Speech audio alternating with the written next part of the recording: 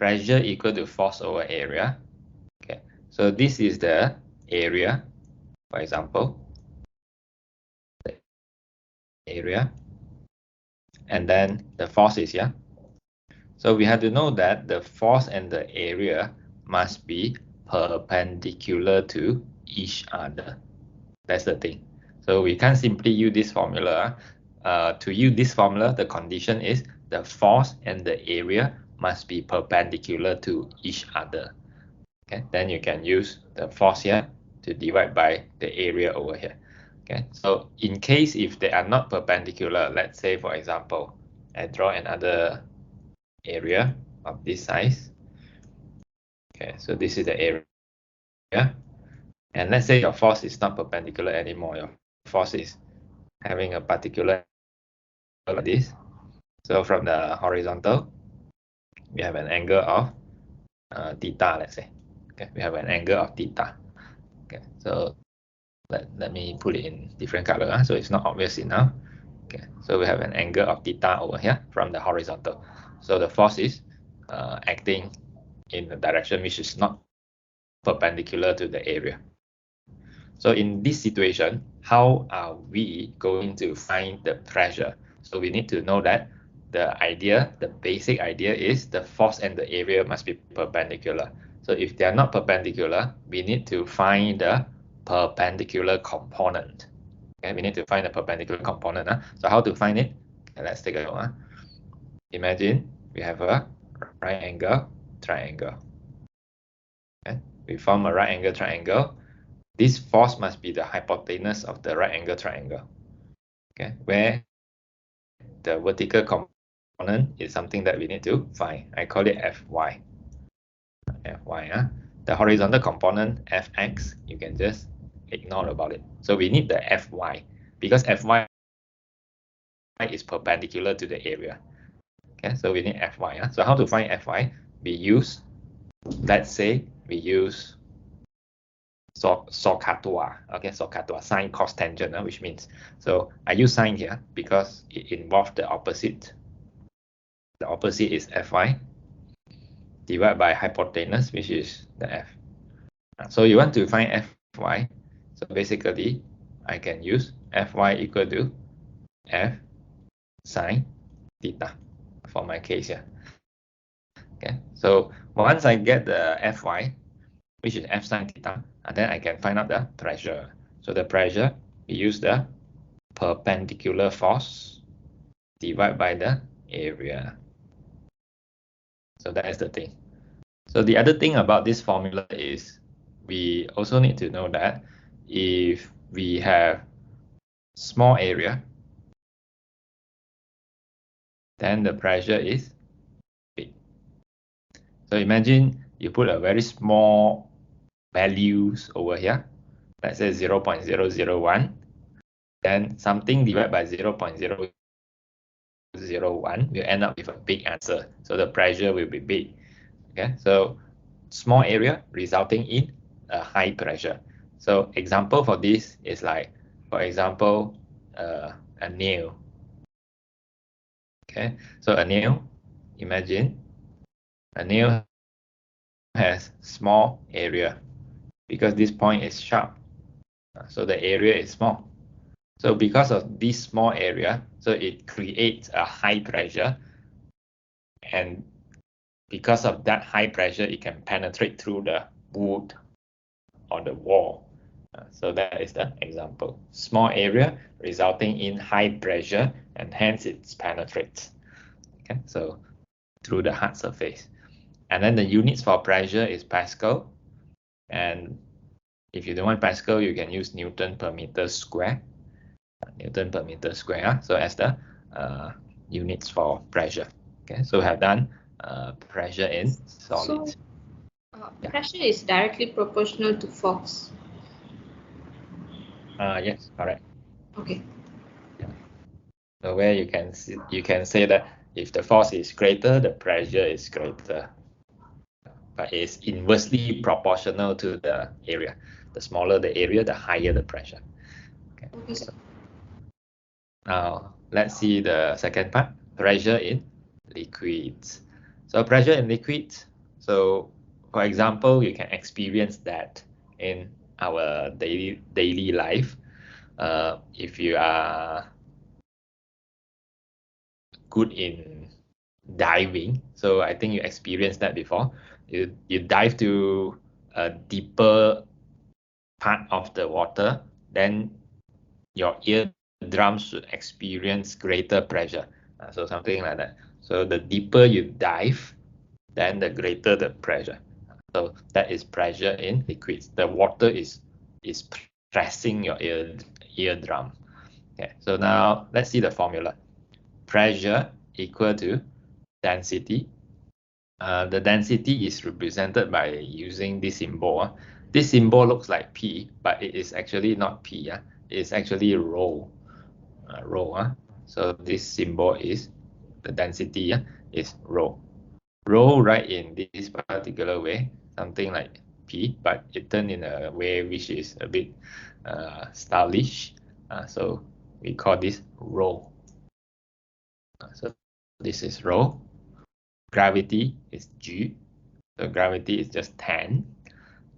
Height or depth of the water.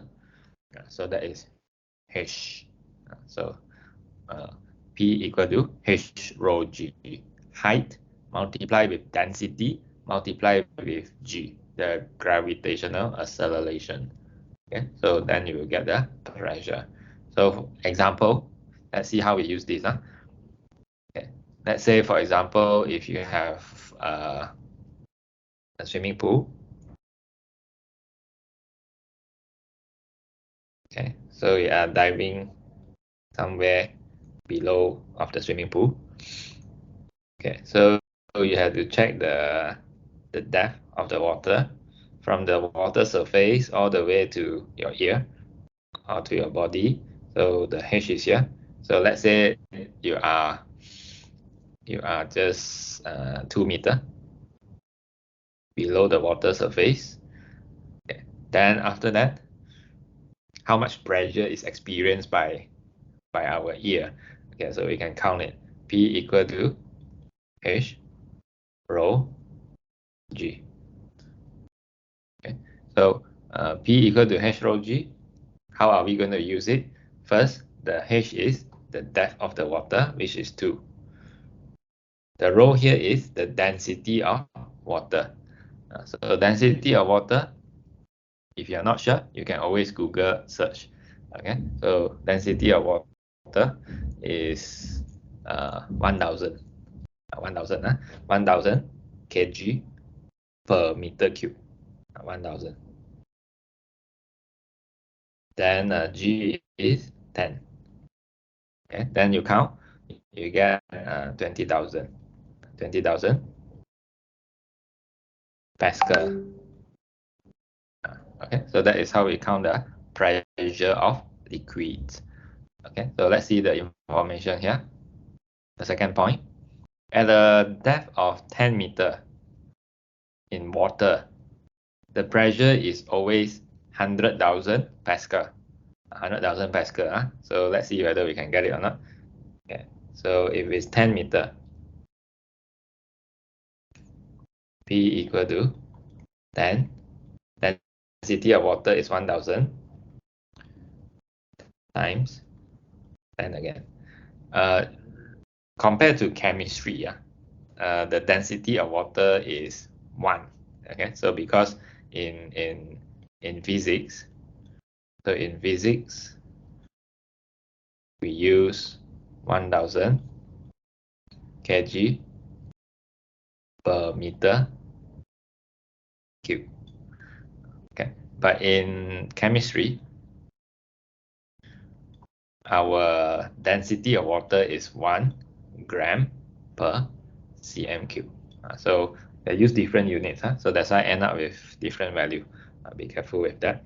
And pressure, you multiply, you get 100,000 Pascal. Okay, so that is how we get the 100,000 in the notes. Okay, now let's continue. At a depth of 10 meter in water, the pressure is always 100,000 Pascal, and which is known as 1 bar. 1 bar is 100,000 Pascal, and it's constant for each further 10 meter. So they are trying to say that if you go down for a further 10 meter, and then the pressure will increase by another 100,000 Pascal. Okay, so let's continue. From this formula, we get some relationship here. P equal to H rho G. Okay, so the first relationship is the greater the depth, the greater the pressure. This is common sense. You dive to a deeper region, the pressure is greater. Okay, and the other thing is the rho. If you are using a greater density liquid, so the pressure should be greater. G, we seldom discuss about it because G is 10. On the Earth, it is 10. Now we look at atmospheric pressure. So atmospheric pressure is the pressure because of the atmospheric, the atmosphere surround us. Okay, so it's pressing our eardrums, pressing our body, and the pressure is 1 atm. So we don't feel that because we get used to it already. So we don't feel any atmospheric pressure pressing us because we get used to it. So it's actually a great value. 101.325 times 10 to the power of 3 Pascal, or 101 kilopascal. 101 kilopascal. So 101 kilopascal is more or less this value, 100,000, 101,000. So the pressure, the atmospheric pressure, is the pressure when you go down to the water for 10 meters. So it's that amount of pressure. Try to imagine that. We don't feel it. We get used to it already. Okay, So I have a question. You said that the pressure is always 100,000 Pascal or 1 bar. okay. And then if we go further 10 meters, like we already like 20 meters we went. So we will have like 200,000. Yes, correct. 200,000. Okay. Increased by another 100,000. Yeah. Okay. Yeah. So they will keep increasing 100,000 for every 10 meter. Okay. Yeah. Okay. Now, so we have done 3 types of pressure: pressure in liquid, pressure in solids, and atmospheric pressure. Okay. Now let's see some instrument here. This instrument, the first one, is known as manometer. So manometer is to be used to measure the pressure of gas in a container, for example. So I write down first. This is to measure the pressure of gas in a container. Pressure of gas in a container. Manometer. Okay, so how? So it's something like this. We put the pictures somewhere over here. So you have a manometer. So let's say you want to measure the pressure in a container. So then you connect it to the container. So let's say this is the container. Okay, so the gas in this container is pressing the liquid here. The liquid here is mercury. So it is pressing the liquid until it is staying at a lower level compared to this one. This one rise up because the gas is pressing it. So that's why here has a lower level and here has a higher level. So you need to check the difference in level. The difference in level is known as the H. Okay, so the difference in level is the H. So you have to find out the H, which is the difference in level, and you use this H to apply the formula, which is P equal to H rho G.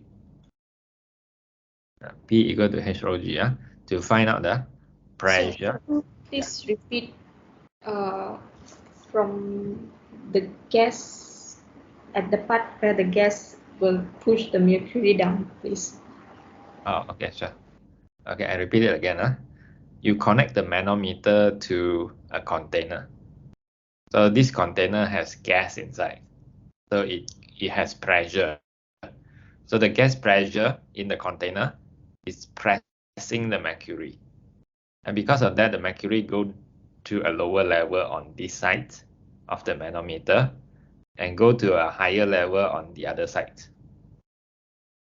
Okay, so because of the pressure of the gas. And the difference in the level between this arm and the other arm is known as H. And we use the formula P equal to H rho G together with the atmospheric pressure to find out the pressure of gas in the container. So I call it PG this one. PG is pressure of gas in the container equal to H rho G plus atmospheric pressure. Okay, so if you are wondering why we have to involve the atmospheric pressure, so you see in terms of diagram we can take it in this way. Okay, so you look at the diagram to understand the idea. Left hand side of the manometer, what is pressing the mercury is the pressure of gas. It's the pressure of gas. Okay, pressure of gas is pressing the left hand side of the manometer. And what is pressing on the right hand side of the manometer? Okay, what is pressing? So of course, to compare, right, I have to put it in this level, okay, in this particular level, in the same level with the left hand side. So at this level, there are two things pressing the right hand side. Okay, I draw two arrows. The first one is the atmospheric pressure, which is pressing from the gas here. Okay. The second thing, the green arrow here, is this amount of mercury, which is pressing the level here. Okay, this amount of mercury contribute to pressure in liquid. So where we can count it by using H rho G. H rho G. So that's why they are equal in this particular way. Left hand side, pressure of gas, which is pressing. Right hand side, two pressures are pressing. The first one is pressure of atmospheric pressure. The second one is this green one. This amount of mercury is pressing. Okay, we call it H rho G. So that's why you want to find out the pressure of gas, you have to use H rho G plus pressure of. So I still don't understand the green one, the pressure. Do you mean that the mercury itself is pressing down? Yes, mercury itself is pressing down. Okay. You want to Yes. work out the equation, right? You have to put it in the same level. So at this level, pressure of gas is pressing. At this level, mercury is pressing. Atmospheric pressure is also pressing. Okay. So the level where the mercury presses is the same as the pressure of gas, that level? Yes, must be at the same level. Okay. Yeah. Okay. Now, so the pressure of gas from the container, that is called the H. Pressure of gas from the container. Into the manometer, into the left hand side. That is called, oh, the difference between the two parts of the manometer is called the H. Yes. Okay, so it's not that the pressure from the container that is pressing the manometer is called H lah. It's not. The H is just the difference in the two levels. Okay, sir. Okay. Now, let's say one example. Okay, so I do one calculation for you to understand more on this. Okay, so I put it here at this side. So we have a manometer.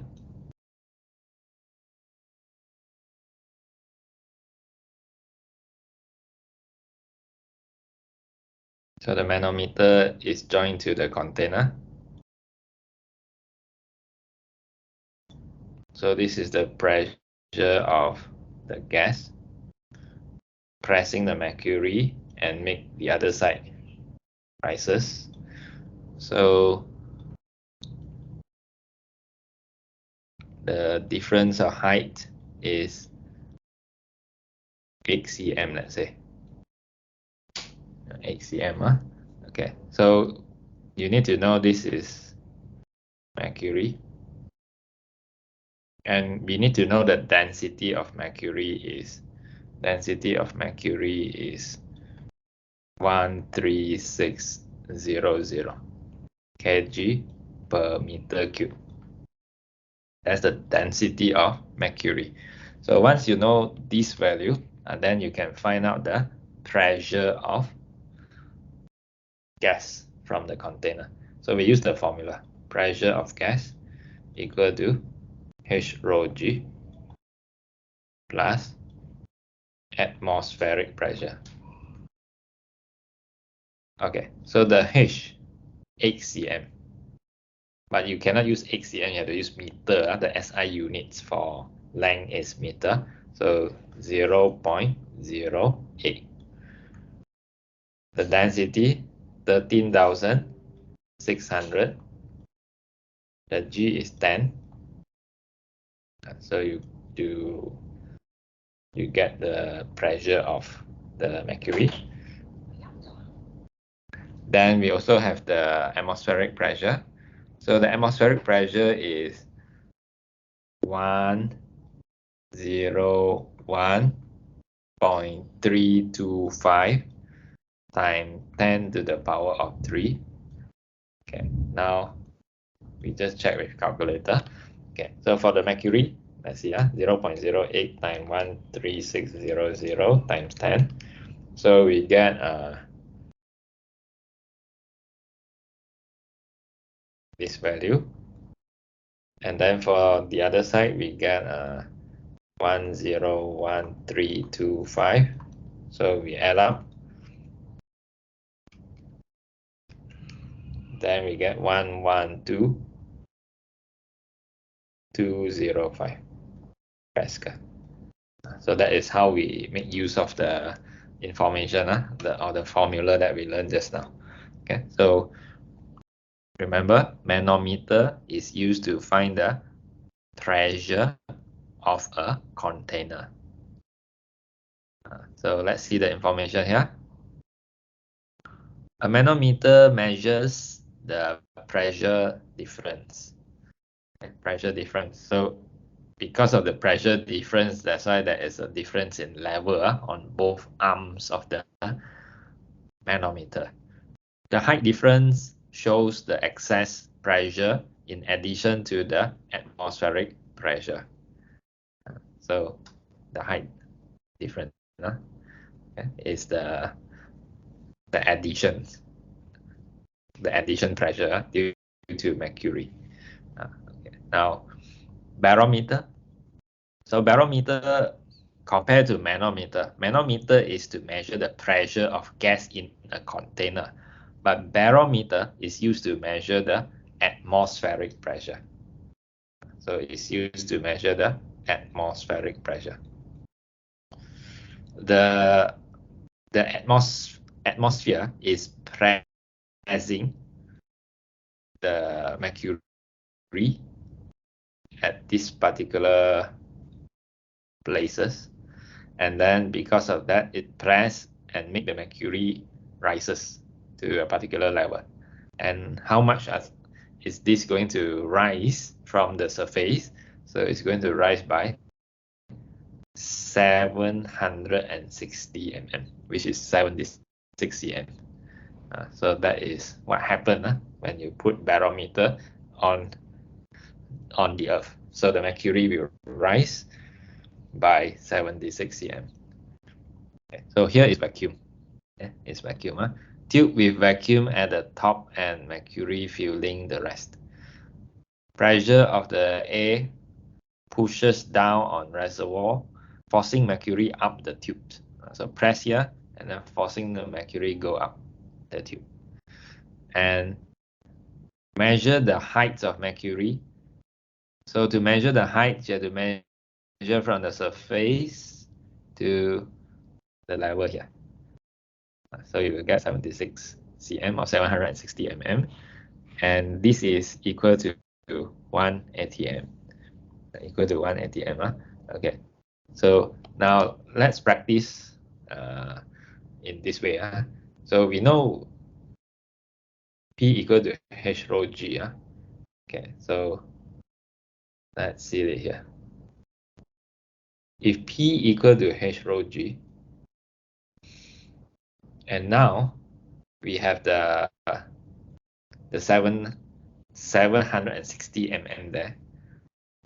So you can use this to find out the atmospheric pressure. So let's take a look. 760 mm. I change to SI units. So I need to multiply with 10 to the power of -3. They want height in meter. Multiply with the density of mercury because they are using mercury again. So the density of mercury is 13,600. Then multiply with 10. Okay, so if we multiply this, so you will end up with 103,360 Pascal. And this value is the atmospheric pressure, which is 1 atm. Of course, you may wondering, this value is like a bit different from the value given. Okay, so which is this value? 101.325 times 10 to the power of 3. But we get 103,360. Okay, so it is kind of normal to get a slightly different value because we don't use accurate value. For example, like the G, we use 10. So it can be more accurate if you use 9.81. Then we will get a more accurate value, which is same with that one. Okay, so we round off here and there. Even the density of mercury, I expect to round off a little bit also. So that's why it's a little bit greater than the answer, the value given. Okay, so we have done pressure, and let's see the next part. Okay, simple kinetic molecular model of matter.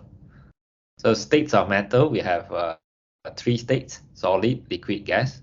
The particles look like this for solid, look like this for liquid, and gas further apart. So let's look at solid. Fixed shapes and volume. Strong forces of attraction between particles.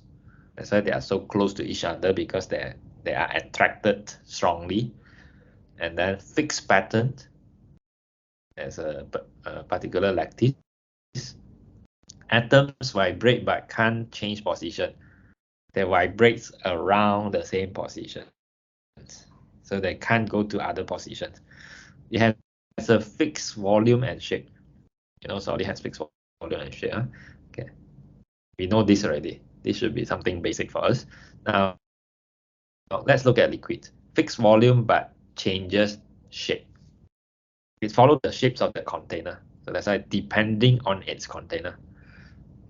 So it means from here you can see that it has a a weaker forces of attraction. So that's why they can't hold themselves in a fixed shape. Okay. The attractions is not as strong as solid. Solid has a stronger attraction. So because of that, they has a fixed shape. Weaker attractive forces than solid. That's what I mentioned just now.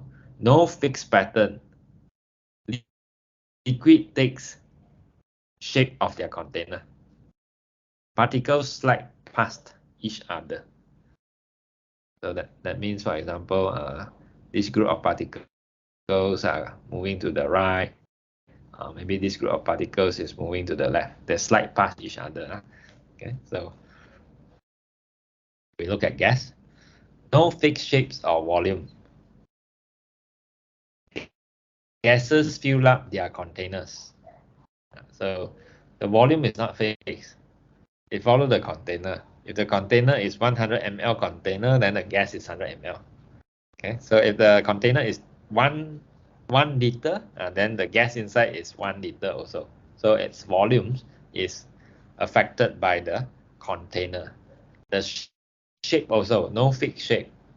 Okay, so if the container is cylinder shape, then the gas is in cylinder shape. So from here you can see they have this property because they don't have the intermolecular forces of attraction. It's too weak, or almost no intermolecular forces of attraction. Because of that, they don't have fixed shape, they don't have fixed volume. Particles are far apart, they move quickly, they collide with each other and bounce in all directions. So that are the properties for solid, liquid, and gas. And why we want to learn this in a sudden, you see the next page, and then you will understand something. Okay, so on the next page, we have pressure in gases. So we understand how the particles move, how's the properties of the particles in solid, liquid, and gas. And now the pressure in gas come in this way. That's it. In the first point, the pressure gases exert on the container is due to the particles colliding on the container wall.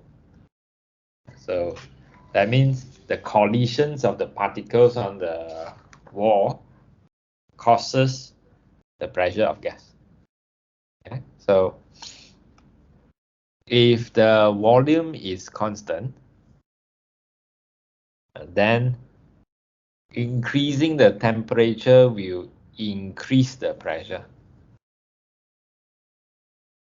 Okay, so the greater the pressure, the greater the temperature, the greater the pressure.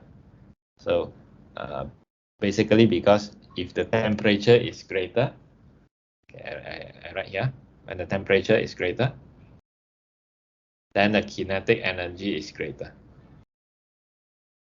So if they move faster, they collide with the wall with a stronger impact. So because of that, the pressure is greater. Okay, so sometimes you may, what? Can you please explain the bullet for pressure in gas? Bullet 1. The first one. Yeah, again. Okay. So imagine, let's say you have a container. You have a container. The gas particles is here. So the gas particle collide with the wall and bounce off, and that creates pressure in gas. So let's see it in details. How come the collisions of the gas particles on the wall create pressure?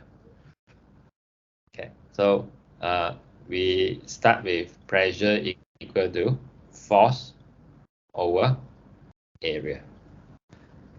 Okay, so when the particle collide with the wall, what happens is, imagine initially there is a particular velocity of u, let's say. So after collision, it bound off, and it has a particular velocity of v. Okay, so u and v. So now there is a change in momentum. There is a change in momentum. So colliding with the wall and bounce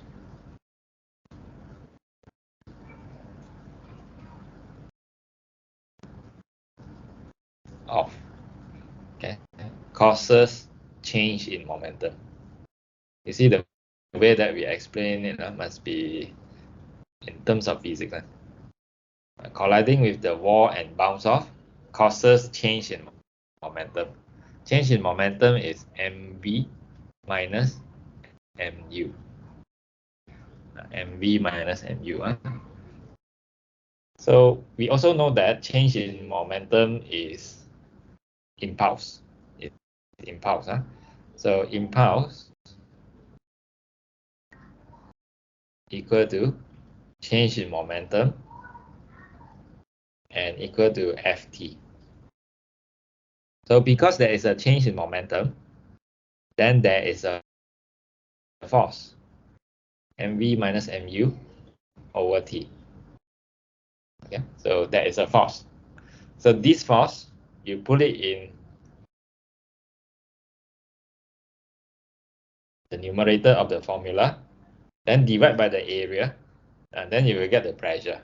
And so that's why collisions causes pressure at the end, because of all this explanation. So you have to remember the explanation in physics way. We explain it in this way. Okay. By just saying collision causes pressure of gas is not enough. So you have to say collision causes change in momentum. Change in momentum causes force. Force causes pressure. Okay, so the important word is collision, change in momentum, force, then only pressure. So remember the sequence of explaining why pressure of gas is there. So 4 important keywords. 1, 2, 3, and then 4. Okay. Now that's the first point. Okay. And second point is about temperature. Temperature increase the kinetic energy. So if they increase the kinetic energy, you should expect the V and the U to be greater. And because of that, the force has to be greater as well. The force is greater, then the pressure is greater. Okay, so we have this kind of situation to be considered. Okay, so pressure of gas done. Okay, now Brownian motion. Okay, let's see. Gas molecules move at a random motion. This is because of repeated collision with other gas molecules. Small molecules move much faster and have higher energy than larger molecules. The small particles can help move the larger particles. Brownian motion can be seen visually in smoke. Okay. So imagine smoke. The smoke moves in zigzagging direction. Smoke. So basically, because it is surrounded by gas molecules, so the gas molecule may collide with the smoke particle in all kind of directions. Okay, so because of that, they move in that zigzagging directions. So the gas particles are colliding with the smoke particles. So that causes Brownian motion. This zigzagging motion of smoke is known as the Brownian motion. You can see it. Okay. So of course this Brownian motion is because of the scientist which is Brown. Okay. So because of him, we have this Brownian motion. Okay. Now let's see the next one, evaporation. So I have questions. Yes. If we're going to Brownian motion, right? You said that the two factors that causes the collision causes the pressure in gas is because of colliding in with the wall and bounces off, and also temperature, right? Yes. Oh, so both of it are the factors that causes pressure in gas. True also actually. Collision and temperature change the pressure of gas. Yeah. So it changes the pressure of gas. So you can see it as two factors. That is okay also. Yeah. Okay. That's also. Okay. Now let's see. Yeah. Also the Brownian motion, right? Like I don't understand why you said that um the particles will move in a swirl. Okay. Like this, right? That's sure. Because the gas molecules which move in random motion has collisions with the smoke particles. So the smoke particle want to move in straight, but because of the collision with the gas molecules, they can't move in straight anymore. So they move in that particular way, the zigzagging direction. Okay, sir. Another way to see Brownian motion is if you don't want to use smoke to see that, so you just prepare a container of water. So you take some pollen and put on the water, then you will see the pollen move in this particular direction. Okay, so that is Brownian motion also. The pollen doesn't go down straight to the bottom of the container because the water molecule is colliding with the pollen, so making it moving in this zigzagging direction. So that is also Brownian motion. So we have the pollen and the water. Okay, so let's continue. Evaporation. So evaporations, of course, you may think of evaporation and boiling. Both changes liquid to gas, but evaporation happens at all temperature below the boiling point. Okay, so it is the escape of the more energetic particles and occurs constantly on the surface of liquid. So particle which has more energy, they manage to escape from the surface of liquid and become vapor or become gas. Okay? So if the more energetic particles escape, liquid contains few high energy particles and more low energy particles. So average temperature decreases. Okay. So from this second point, we have to get one important concept. The kinetic energy is affecting the temperature. Okay? So you try to imagine that the faster particles are leaving. Okay, so they are leaving.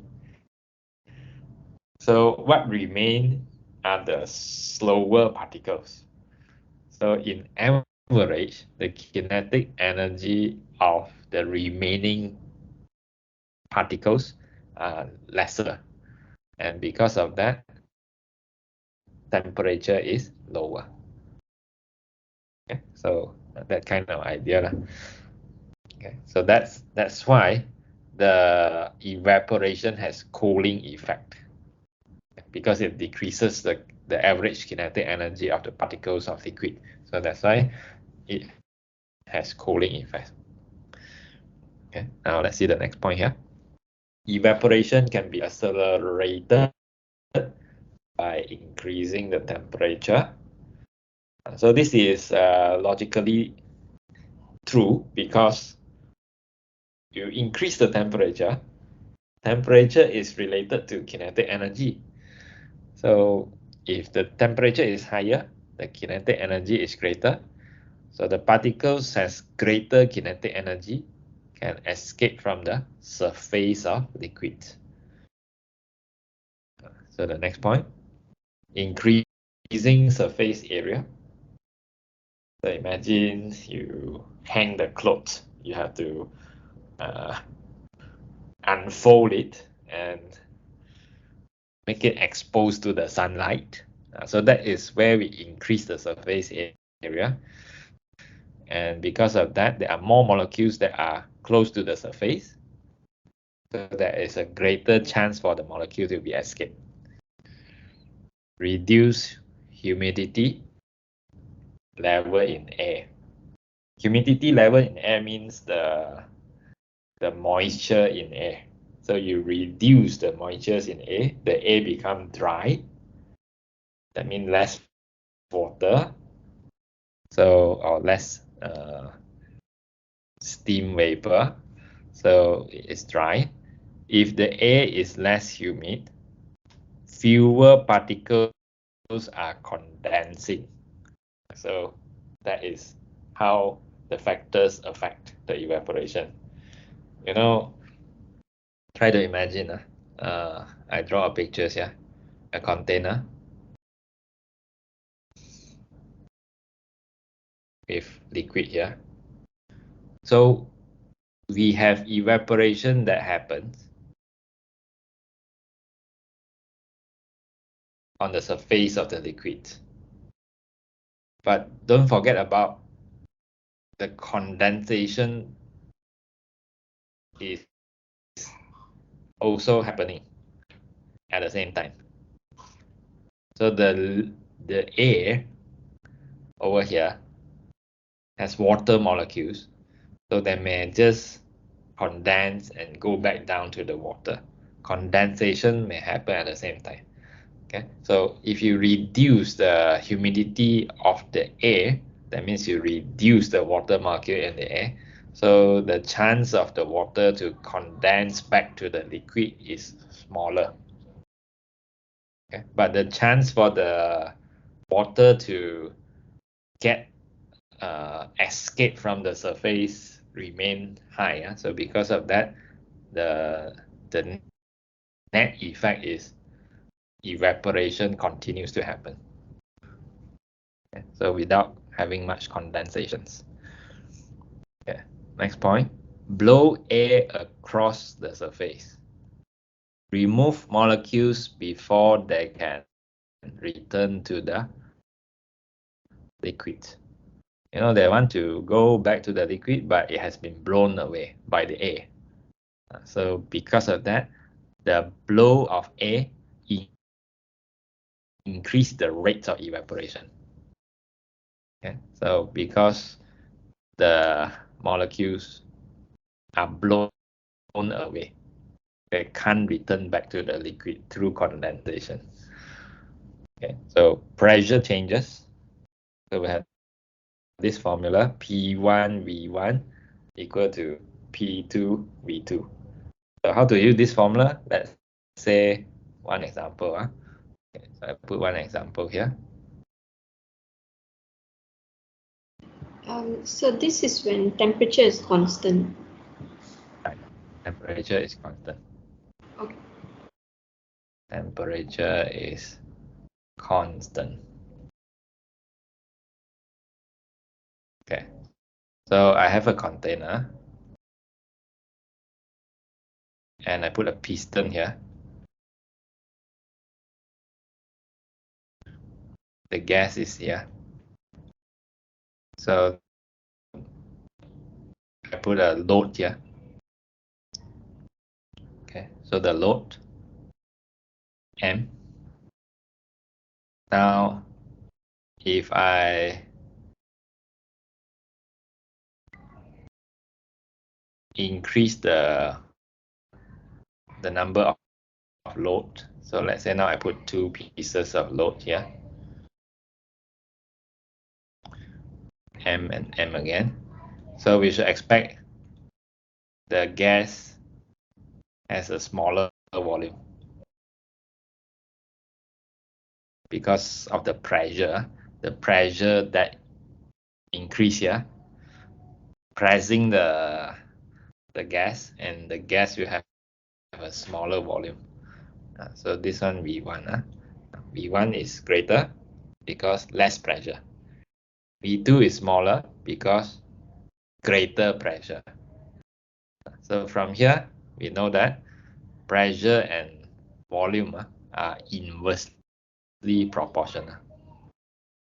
Pressure is inversely proportional to volume. So the greater the pressure, the smaller the volume. So, and the formula is like this. Okay. So we use this formula to find a new volume V2 if you know the pressure too, something like that. Okay, so we have done this page. So let's see what else. So basically we have done the first part of the physics, which is known as general physics. We have done. Okay, now let's see some past paper. Okay, so over here. Okay, so for this question, we just discuss straight away. So question 5. Figures 5.1 shows two men repairing a weak roof using a crawler board. Okay, so you can see the crawler board is this one in darker color. That's the crawler board. So maybe you're wondering why they can't just repair the roof straight away and just do it on the roof directly. So cannot, because of smaller area and greater pressure, so cannot, or else the roof may collapse. Okay, so especially if the roof are the older one, so it may collapse.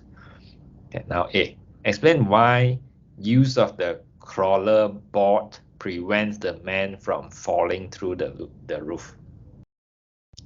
So you see this crawler board basically has a larger surface area. So the pressure is hence smaller.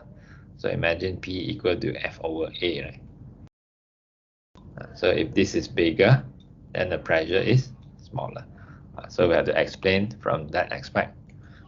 Okay, so first we say larger area,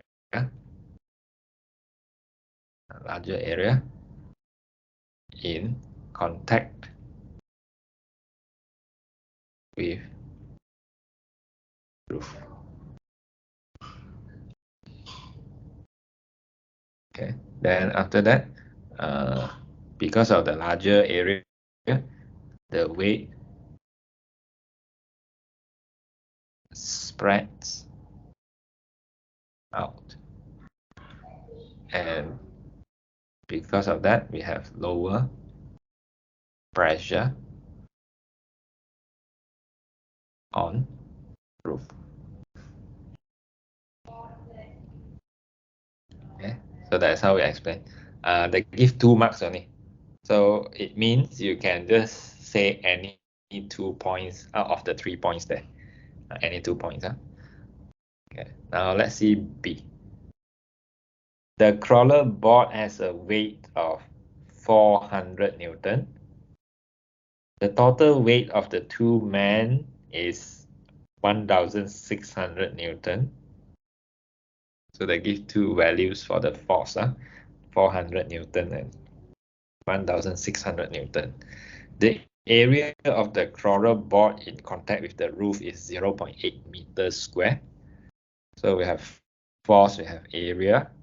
Calculate the pressure on the roof when the men are on the crawler board, include the units.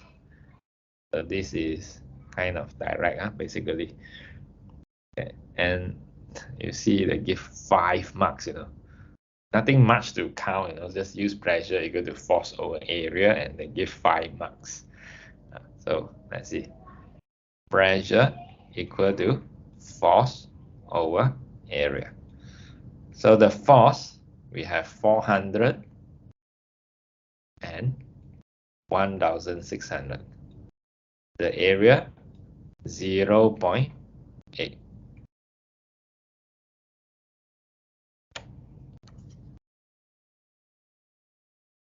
So we get 2,000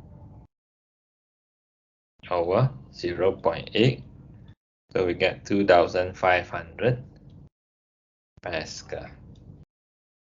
So 2,500 Pascal is the answer. So it's a 5 marks question. So we have done one question on pressure. Okay, so let's see this one. So the next question here is about Brownian motions. So where the smoke particles is moving in the zigzagging directions, and you want to see that, you use microscope to do so. Now we look at A part 1. Figure 6.2 shows the view through the microscope of one smoke particles. So move in zigzagging, right? So labeled P. So that I put one smoke particles here. On figure 6.2, draw 3 lines to show the movement of the particles. 3 lines.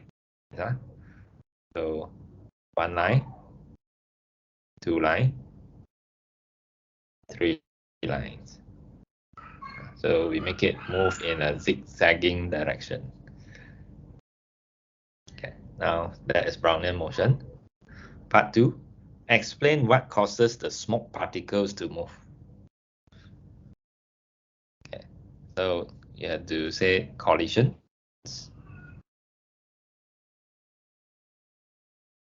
Collisions is the important word. Collisions with the moving air molecule. So this causes the Brownian motion.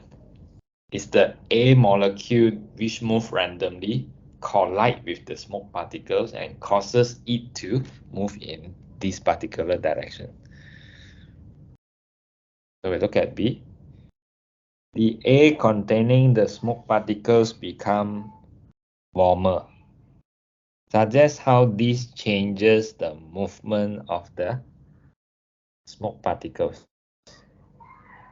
So when it's warmer, you should expect it to have greater kinetic energy, and greater kinetic energy causes it to move faster and more collisions on the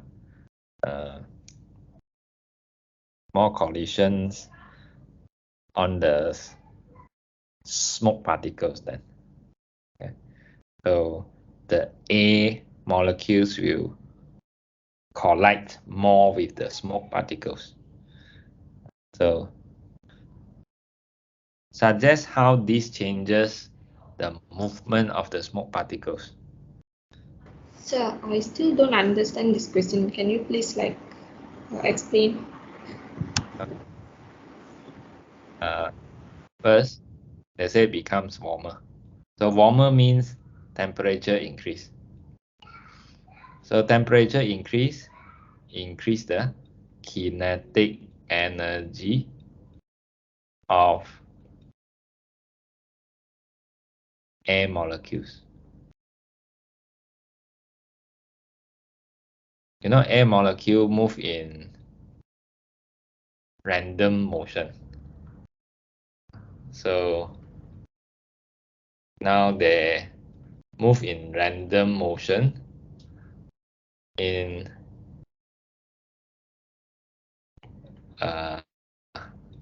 higher speeds. Okay, so move in random direction, but higher speed now.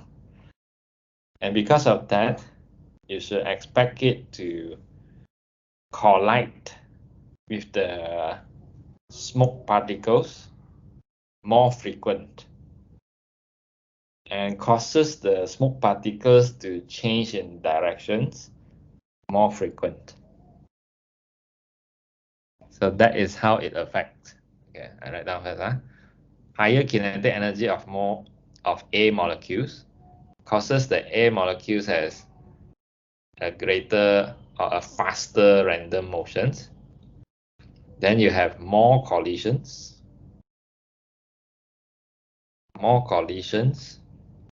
with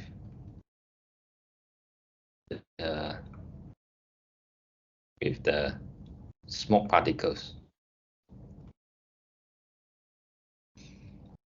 So more collision with the smoke particles causes the smoke particles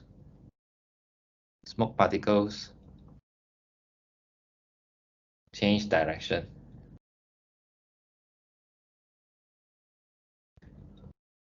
more frequently.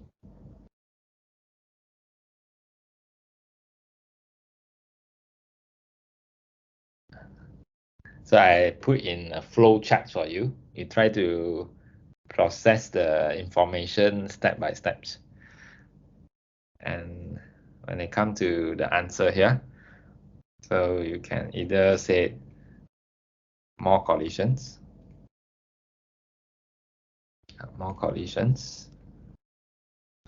or you can also say change direction.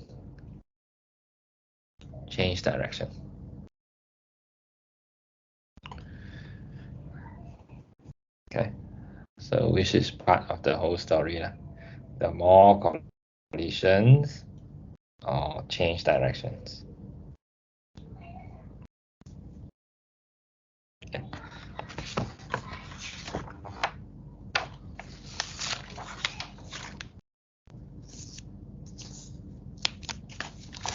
Now let's continue.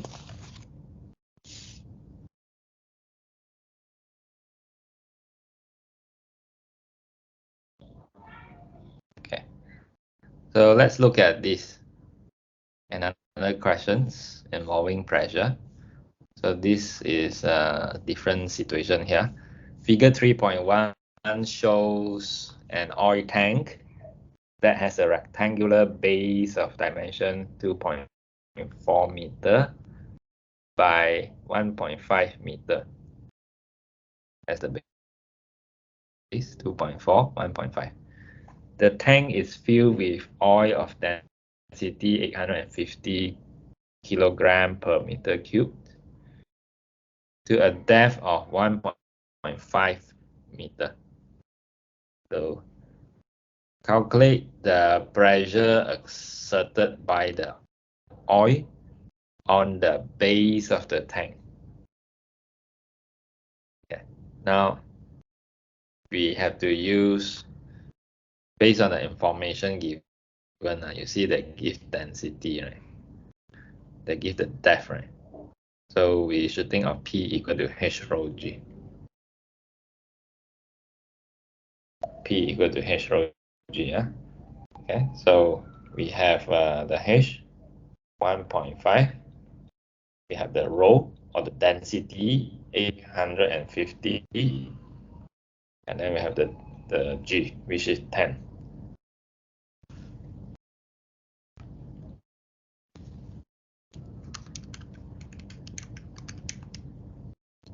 So we multiply, and then we get 12,750 Pascal. So this is the value.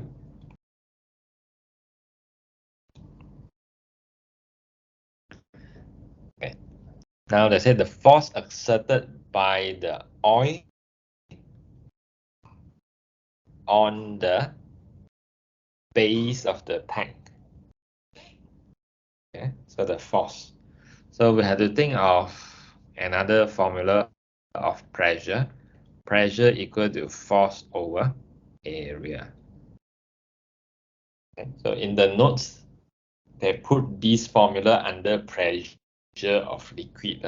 But now in the past paper, we use it in oil, which is a liquid. Okay, we use it in liquid also. So this general formula, right, is not only for pressure, it is also for liquid. Even gas can be applied also. Okay, so now we know the pressure, 12750. We are looking for the force, and we can find out the area easily, because this is where the force is pressing the base of the tank, right? So the area is the base of the tank, which is 2.4 times 1.5. So 2.4 times 1.5. That is the area. Okay. And after that, we want to find the force. So we take 12750 times the area.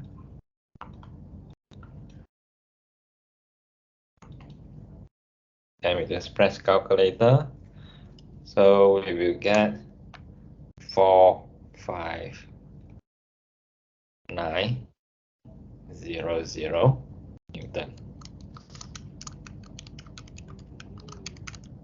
Okay, so that is the answer, the force.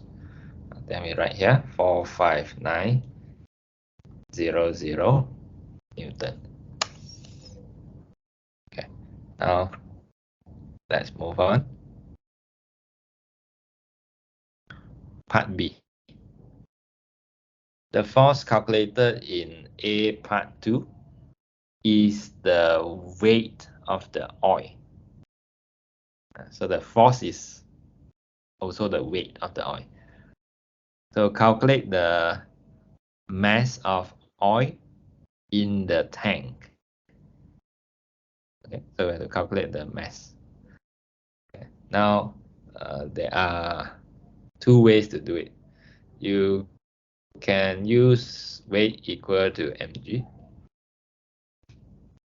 That's one way. Or you can also use density equal to mass over volume. So both works. Okay. Now let's take a look on how we do it by using two different methods. So if you use W equal to mg, so the W is the weight. So they say the force calculator is the weight. So the force calculator, this value, 45900 is the weight. We are looking for the M, and we know the G is 10. Okay, so we want to find the M, 4590 kg. So we get the mass. Okay, now to find the mass by using different formula. So basically what we can do is we just use the density 850, multiply with the volume. So the volume is 2.4 times 1.5 times 1.5. equal to the mass. Then you just multiply this, 850 times 2.4 times 1.5 times 1.5, then you get 4590. Yep.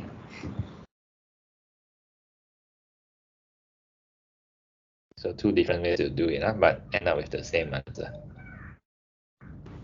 Okay, sir. Okay, so we have part C. Okay, let's take a look.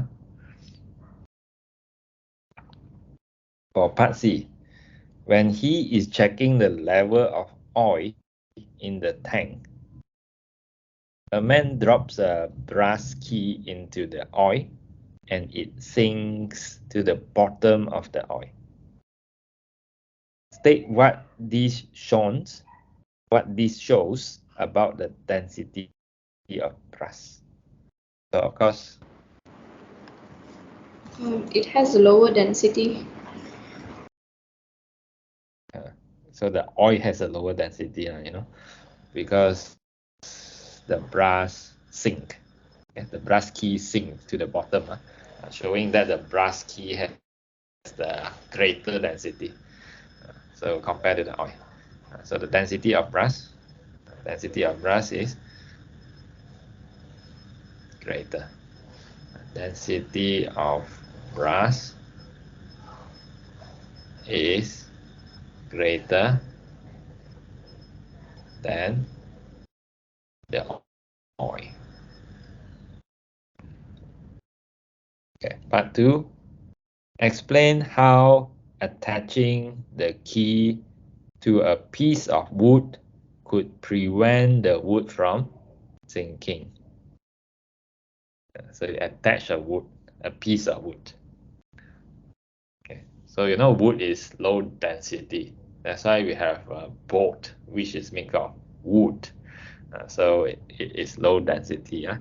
So if you have a high density brass together with the low density wood, the average density, of course, will be lesser than the density of brass. So because of that, it doesn't sink anymore. Okay, so we just write in words. So first, we write it won't sink because the average of wood and brass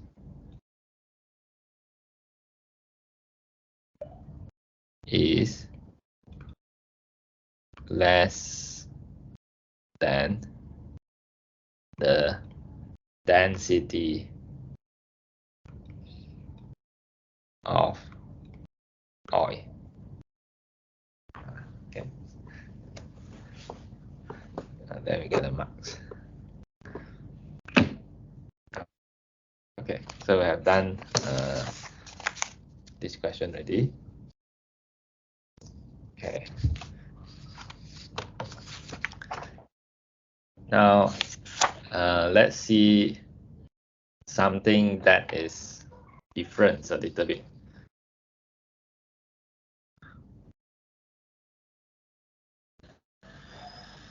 Okay. I have something to highlight here. You see this one. This question is a little bit different from the ordinary one. Okay, so let's see first. From what aspect it is different a little bit. Okay, we start from here. An archaeologist is investigating a shipwreck and discover a wooden box on the seabed. Okay, so see this, the wooden box is here under the water. The dimension of the lid of the box are 1.2 meter by 0.8 meter, and the pressure of the atmosphere is 1.0 times 10 to the power of 5 Pascal. So in a sudden atmospheric pressure is mentioned in this question. The previous question, they never mentioned the atmospheric pressure. So the lead is 15 meters below the surface of the sea. The density of seawater is 1020 kg per meter cube. Calculate the pressure on the lid of the box due to the seawater. Okay, so maybe you are thinking, just now when we learned manometer, okay, when we learned manometer, so I mentioned that to find out the pressure on the right hand side, you have to take the pressure of the mercury together with the atmospheric pressure. Atmospheric pressure plus pressure of mercury. You have to take both to add up together. So how we know we need to add up or not to add up? Okay, so let's see this one. Calculate the pressure on the lid of the box due to the seawater. So the keyword is this one. Which is okay, where's my mouse cursor? Okay, yeah. This is the keyword, due to the seawater. They don't care about the atmospheric pressure at this point. Okay, so they just care about the seawater, the pressure because of the seawater. So P equal to H rho G. Don't need to add with the atmospheric pressure because it's just from the seawater itself. So we have this one, 15 meter, the depth. The rho is the density of the seawater, 1020. The G is 10. So we just press calculator for this, then we'll get 153,000 Pascal. Okay, so that's the answer.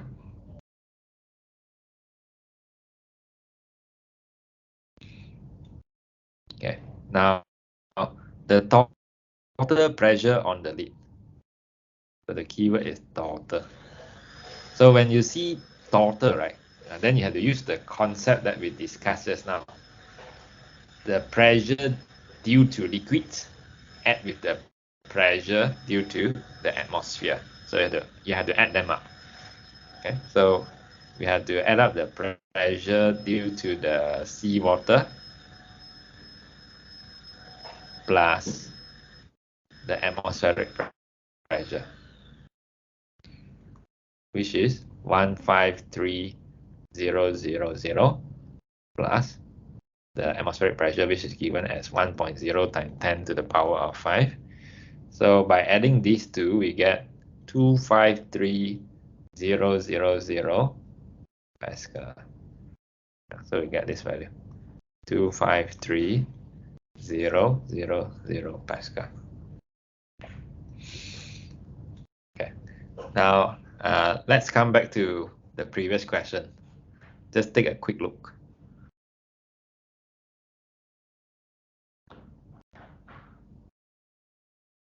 If I just look at this alone, A part 1, how I know whether I should include atmospheric pressure or no? So you see the word, the pressure exerted by the oil. If they say like this, by the oil, and then you just H rho G. No need to add with atmospheric pressure. So we add with atmospheric pressure when you see the words like the total pressure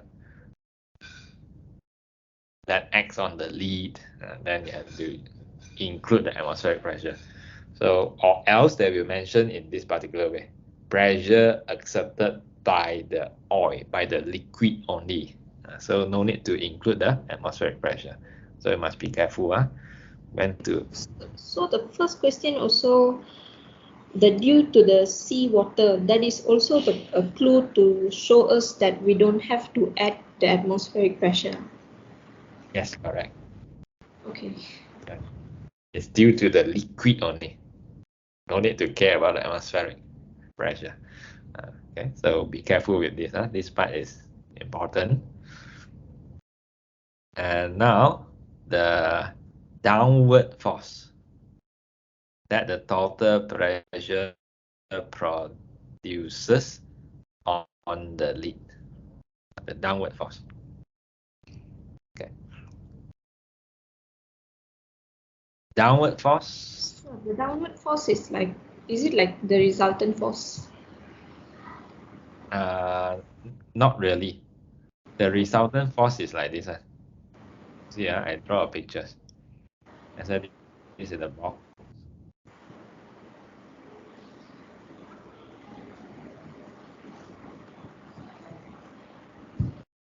The downward force is the force pressing on this surface.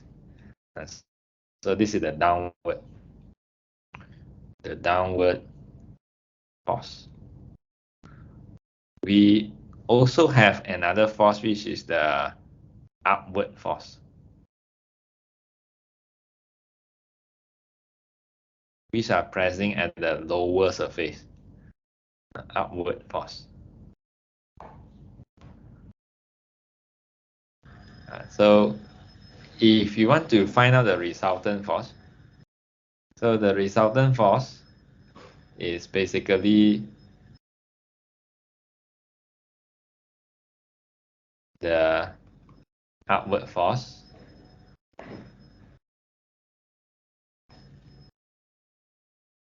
plus the downward force.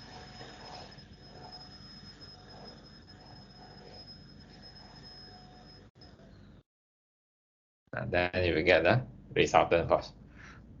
Okay, so I show you how to count the downward force first. Then after that, maybe I just explain a little bit more. Okay, so imagine the downward force. So the downward force is obtained if you use the total pressure exerted on the lid, 253,000. Okay, because we know pressure equal to force over area. Okay, so how much pressure experienced by the lid? 253,000. Okay, 253,000. So the pressure experience is in this way on the lid. So the force is also the downward force. So this is the downward force. The area, 1.2 times 0.8.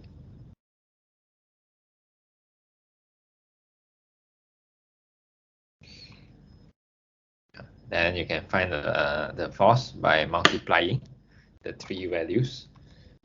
253,000 times 1.2 times 0.8, and then you will get 242,880 Newton. So you get this value. That is the downward force. Okay, so of course, in exams, we leave our answer in three significant figures: 243,000 Newton. Okay, so this is the downward force. So maybe you are wondering if downward force is counted that way, then how to count the upward force? Upward force, you have to find out, just a short explanation. So you need to know the height of the wooden box. the height of the wooden box. So let's say the height of the wooden box is 1 meter. Example only, 1 meter. So because of that, the total depth is 16 meter. 16 meter. Okay. So which is the depth all the way to the lower surface of the box.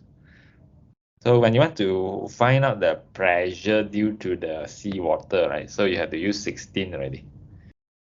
P equal to 16 times 1020 times 10. Then you get the pressure on the bottom of the box. Pressure on the bottom. The pressure that acts on the bottom of the box will be this value. Total pressure on the bottom of the box, of course, it includes the atmospheric pressure. So you should expect something to be like this. 16 times 1020 times 10. This one I get 163,200 Pascal. If you want to find out the total pressure on the bottom of the box, and then you take 163,200 plus atmospheric pressure, then you will get 1.0 times 10 to the power of 5. So you get 263,200. Okay, 20 Pascal. That's the total pressure. Then if you want to find the upward force, then you use 263,200 equal to upward force multiplied with the area. Okay, so imagine this value multiplied with 1.2 and 0.8. Then you get the outward force as 252,672 Newton.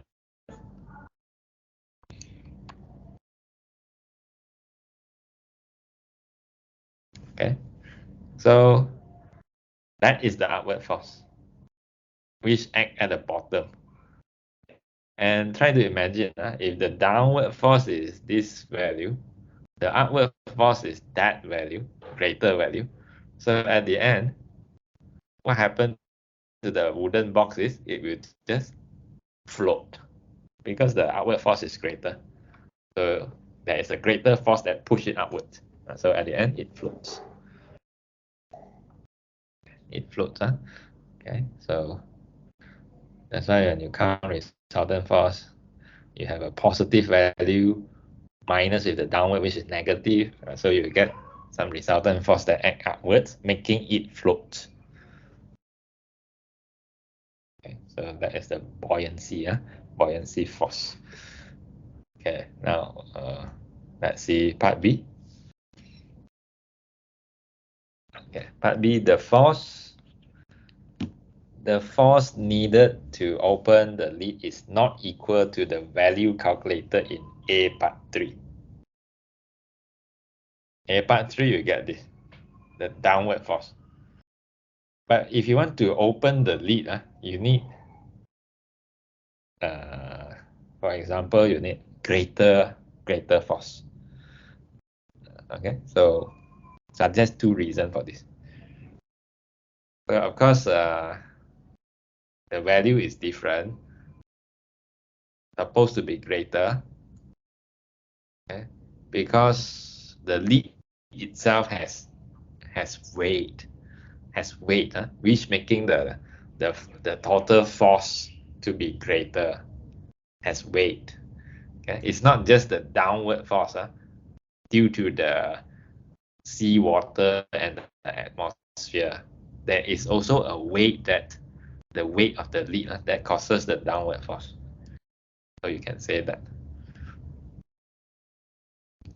So weight of lead makes the force to open the lid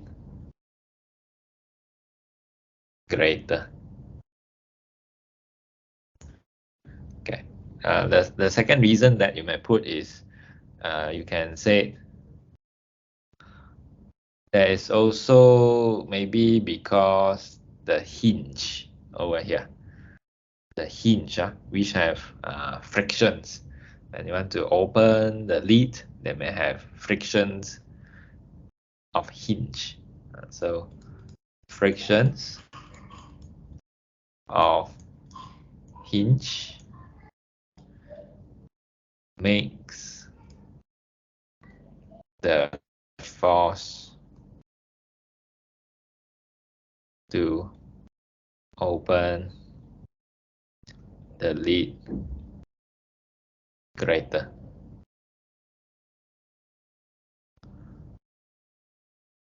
So what is a hinge?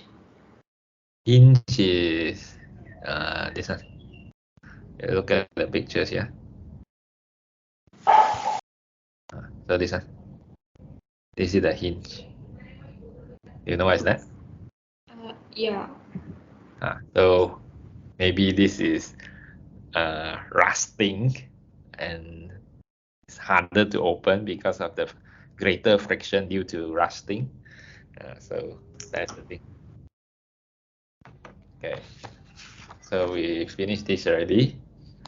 And let's try some multiple choice. Okay.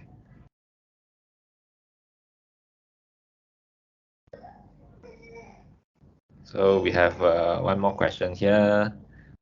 This one, I just leave it like that first. Okay. Now, multiple choice here.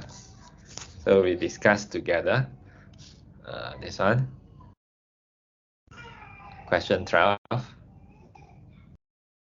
The diagram shows three vases each with the same base area. Same size. Each vase contains water of the same depth. Which statement about the water pressure at points P, Q, and R is correct? Okay, so what do you think? Greatest, least, greatest, same. I think the answer is donkey. Okay, all right. So we don't care about the amount of water on top, We care about the depth and the density. The depth and the density of water. You may feel like, oh, this one has less water, but the depth is the same. The density of the water is the same. So that's why same pressure. Okay. Now, question 13. The diagram shows a simple Mercury barometer. Okay, then the atmospheric pressure increases. Which distance increases? So what do you think?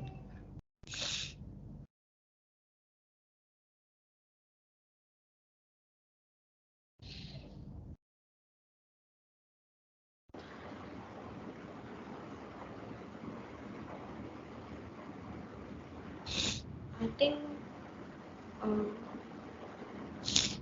it's A. Okay, let's see A, VW. Okay, VW is here to here. Okay, now we take it in this way. when the atmospheric pressure increases, so that we press here more. If you press here more, so basically the mercury will rise up more.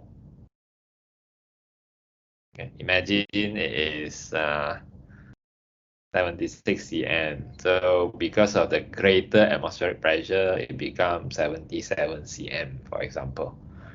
So you should expect the VW to decrease. Huh? So if here rise up, the VW will be smaller because the W go up already, the W go up. So this should be decreasing.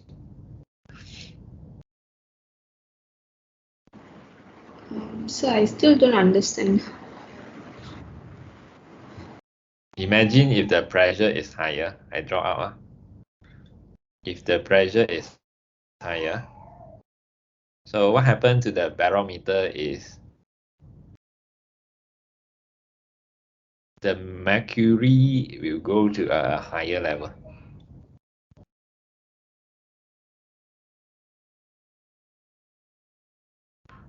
Okay, so the mercury will go to the higher level because of the greater atmospheric pressure. So you see the VW is decreasing. Can you see that? From this to this one. Because the mercury rises up already.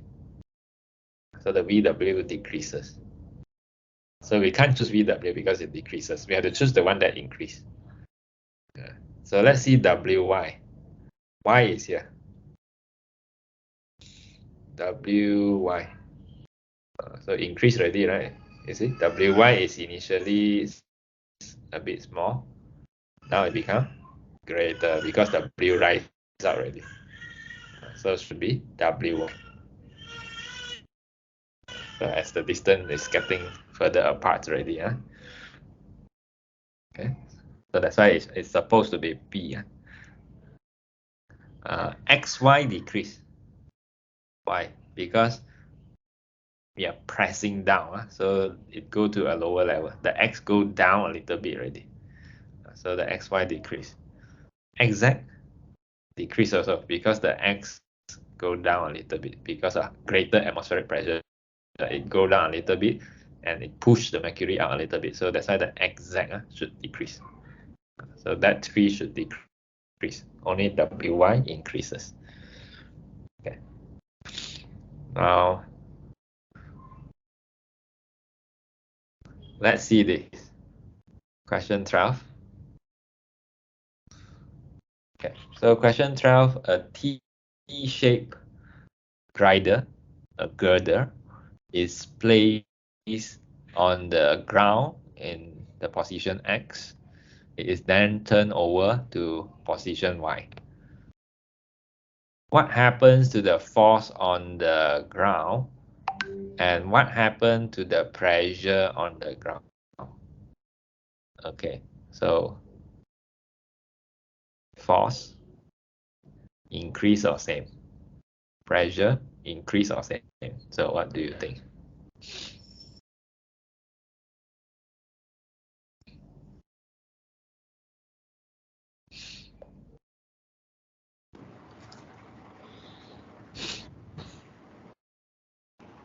I think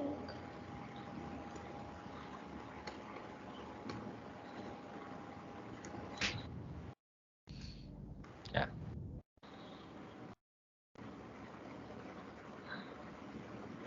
so.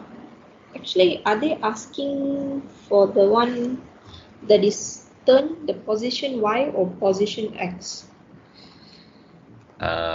From X to Y. From X to Y, is the force getting greater or is the force remain the same? Force. Again, yeah. So can you give me time? I just want to write the formula and see. Uh,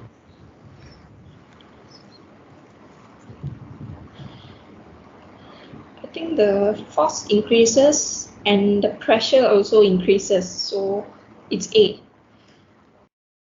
Okay. P equal to F over A. So what you say is this increase and this increase. Yeah, because the area decreases. Area decreases. Okay. Yeah. Why the force increase? What do you think? Um, Force increase because I think because I'm not sure, sir. I put a bit more explanation. So many people know force over A is equal to pressure, but not many people know that this force is actually the weight. For this case, it's the weight. Okay, and it is mg. We are using the same object. It has the same weight. Okay, so this should be the same. The same. So what happened here is obviously we are changing the area. The area that touches the ground is big for position X, but now the area that touches the ground is small for position Y. So the pressure, I mean the area, decrease. So the pressure increase.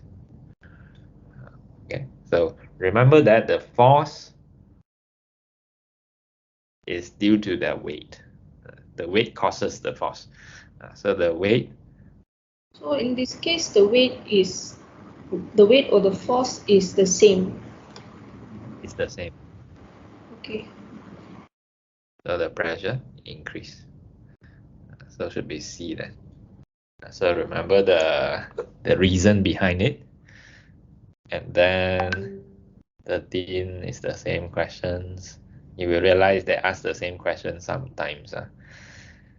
You see, same question again. Okay, how about question 12 here? Okay, so what do you think? Question 12.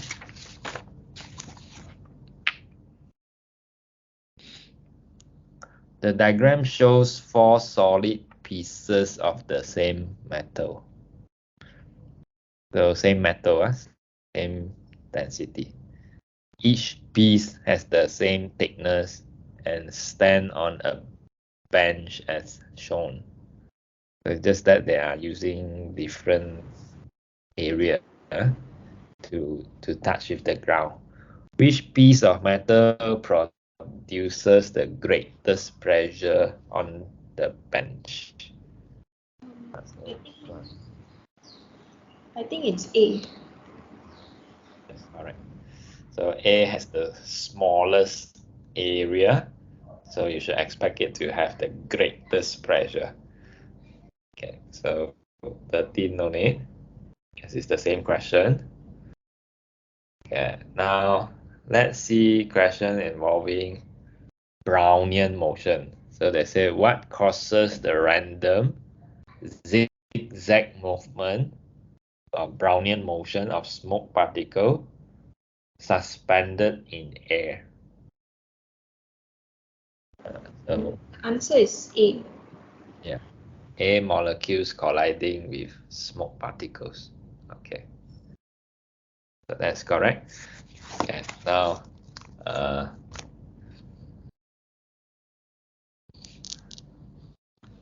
okay, let me see only the. Okay, let me check through first. I try to discuss with you the hard one. So one of the hard question is this one, just the calculation part. Okay, so let's see. Figure 2.2 shows the brake pedal of the vehicle. Brake pedal. Okay, so this is where the driver is pressing the brake with his legs. Okay, so press and then the car will stop. So what happens is when you press and then there are oil inside. The driver exerts a force on the paddle which increases the pressure in the oil to operate the brakes. The area of the piston in the cylinder is 6.5 times 10 to the power negative 4, this value. The pressure increases in the oil is 5.0 times 10 to the power of 5 Pascal. And then calculate the force exerted by the driver on the brake pedal. So you see they give us pressure, this value. They give us area. Okay, they give us area. Then you may feel like, if that is the case, am I going to use pressure equal to force over area to find the force? But this is 4 marks question. So 4 marks question. Okay. So if you just think of pressure equal to force over area, so that is actually not enough yet. Okay. So let us discuss why, or what happened here. Okay. So let's see carefully. What kind of pressure is this? Pressure increase in the oil. This one, area of the piston in the cylinder. The cylinder is here. Okay, so both of these are at this region. At this region, the area over here and the area is this area. Okay, I put some arrow here. The area is the area here. The area of this piston. Okay, the area of that piston. The pressure of the oil. The pressure of the oil is here. Okay, both are there. So you can find the force where the piston press the oil. So what you get is, because the pressure and the area are there, so you are actually, if you are using this formula, you are finding the force exerted by the piston on the oil.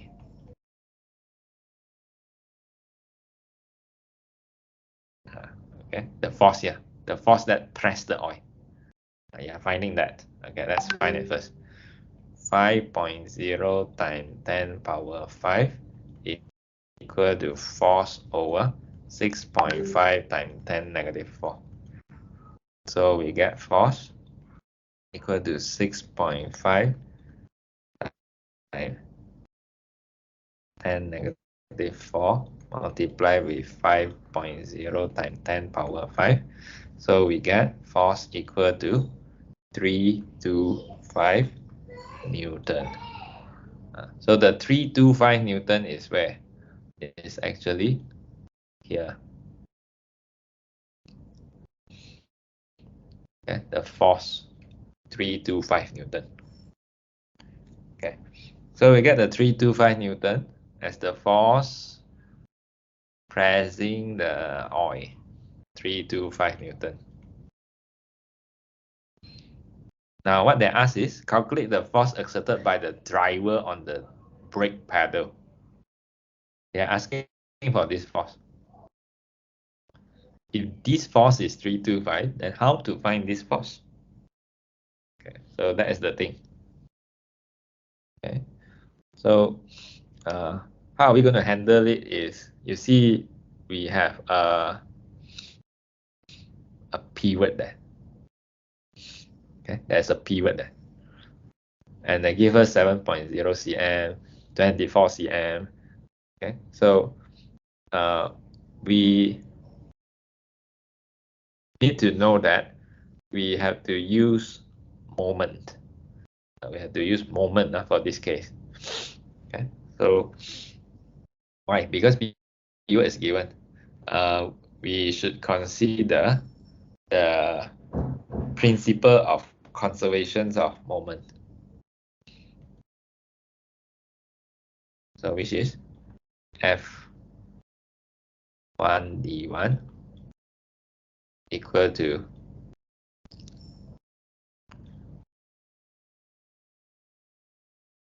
F2 D2. So we have to consider the moment. Okay, so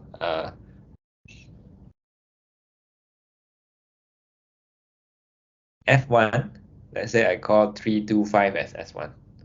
325 D1 7 cm. Should you change it to meter or not? No, not necessary. 7 is fine. You want to change it to meter, it's just okay. No, nothing happened. You will still get the same answer. F2, this force. Unknown. Distance all the way to pivot 24. Then you will get the F2.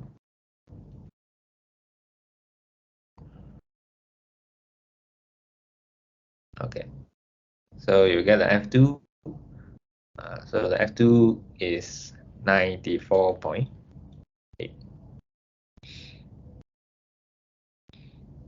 Okay, so you get the 94.8 Newton, and this is the answer.